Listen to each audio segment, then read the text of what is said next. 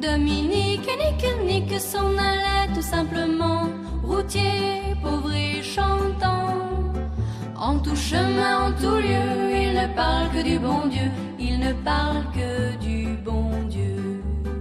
Salut à tous, j'espère que vous allez bien, c'est le dernier consul et aujourd'hui, première vidéo qui va être consacrée à une question simple. Mais avant de la poser, nous allons d'abord parler du contexte. Pendant ces 5 dernières années, nous avons pu voir des manifestations pour diverses raisons et de nombre non négligeables de violentes, voire de très violentes. Que ce soit pour la manif pour tous, la loi au travail, la mort de Clément Aymeric ou de Rémi Fraisse, d'Adama Traoré ou de l'incident de Théo Louaka, la COP21 ou tout simplement la fête du travail, ou la venue du Front National dans certaines villes, comme Nantes, on a pu voir des troubles mineurs ou des incidents divers avec plus ou moins d'intensité et plus ou moins de gravité. Et avec cela, nous avons pu voir une fréquentation beaucoup plus importante des médias alternatifs qui, pour la plupart, ne prennent pas réellement de parti pris, ne commandent pas et vous donnent les images brutes avec plus ou moins de montage, avec des vidéos pouvant durer de 10 à 15 minutes, les plus courtes étant des best-of. Les deux médias qui me viennent en tête sont Taranis News, qui est politisé, qui sont plutôt marqués à l'extrême gauche, et surtout le média que je préfère parce que c'est objectif du début à la fin, et leurs journalistes,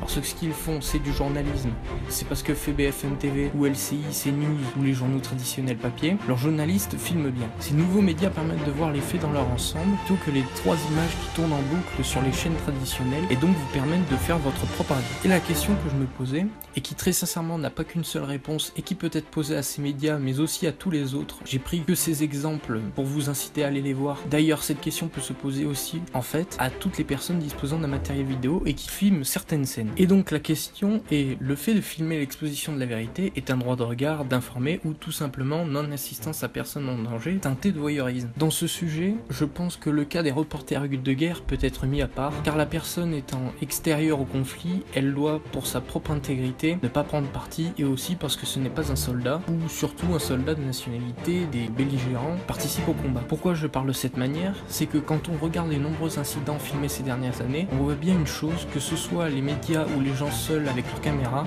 il n'y a pas de monde pour intervenir. Après c'est normal, lors d'une charge de flic ou lors d'un caillassage en roue, car le pauvre con avec sa caméra, il va pas pouvoir servir à grand chose, et aussi pire, il va être mis en partie. Par contre, lorsqu'il voit une agression en groupe, que ce soit d'un flic ou d'une personne seule, par plusieurs manifestants cagoulés ou tout simplement des gens avec de mauvaises intentions, son devoir citoyen n'est pas de protéger la personne en mauvaise posture, plutôt que de filmer et ensuite de le diffuser sur les réseaux sociaux. Après, comme je vous le dis, on peut prendre plusieurs exemples, que ce soit le journaliste en pleine manifestation ou le gars lambda qui filme avec son téléphone une agression, le voyeurisme inactif n'est pas plus anodin avec une carte de presse. On peut aussi parler des agressions dans les lycées, les bagarres. Il est évident que ce n'est pas normal et que c'est d'autant plus malsain de ensuite le diffuser pour ensuite avoir des vues dessus. Mais maintenant je vais essayer de défendre l'autre côté, en pensant que toutes ces vidéos, qu'elles soient simples témoignages ou une espèce de fierté pour son agresseur, ont toutes une conséquence car elles nous permettent d'avoir un œil sur ce qu'il se passe, du fait divers ou un événement de masse, et permettent de nous faire réagir et d'évoluer en connaissant notre monde qui évolue autour de nous.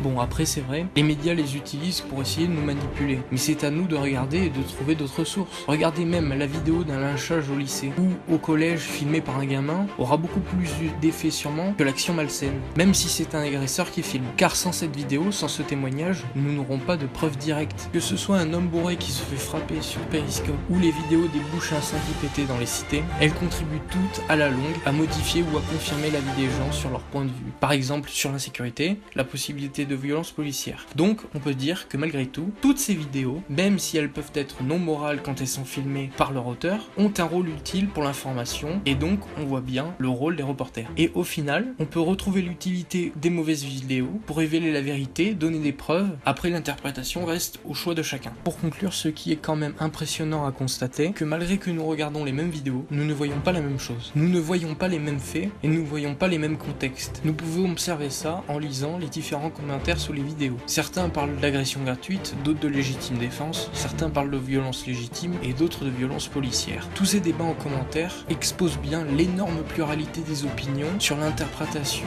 de faits que personne ne réfute car ils sont visibles pendant toute une vidéo. Et donc on peut quand même se poser la question que est-ce que les opinions citées dans les commentaires se valent tous les uns les autres parce qu'une personne derrière les porte. Là voilà, c'est fini. Je sais c'est un peu court. C'est une vidéo d'essai. Après pouce bleu, pouce rouge, m'en bats les couilles frère, donc fais ce que tu veux. Tu veux que je continue, abonne-toi. Donc voilà, ce sera tout. À plus.